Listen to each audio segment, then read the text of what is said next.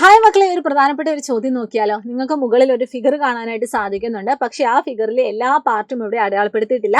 നേരെ മറിച്ച് നിങ്ങളോട് ചോദിച്ചിരിക്കുന്ന ചോദ്യം എന്ന് പറയുന്നത് ഇവിടെ എ ബി എന്തിനെ സൂചിപ്പിക്കുന്നു എന്നാണ്.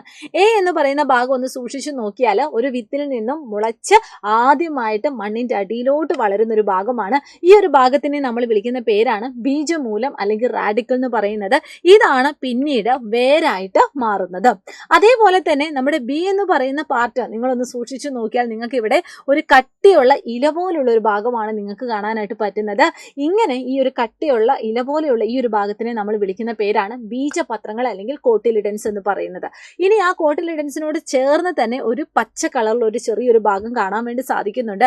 ആ ഒരു ഭാഗമാണ് പിന്നീട് തണ്ടായിട്ട് മാറുന്നത്. ആ ഒരു ഭാഗത്തിനെ വിളിക്കുന്ന പേരാണ് പ്ലിമ്യൂൾ അല്ലെങ്കിൽ ബീജശീർഷം എന്ന് പറയുന്നത്. അപ്പൊ ഇങ്ങനത്തെ ചോദ്യങ്ങൾ വരുമ്പോൾ ഏത് ഭാഗമാണ് കൃത്യമായിട്ട് അടയാളപ്പെടുത്തേണ്ടത് അല്ലെങ്കിൽ മനസ്സിലാക്കേണ്ടത് എന്ന് നിങ്ങൾ ശ്രദ്ധിച്ചു നോക്കുക.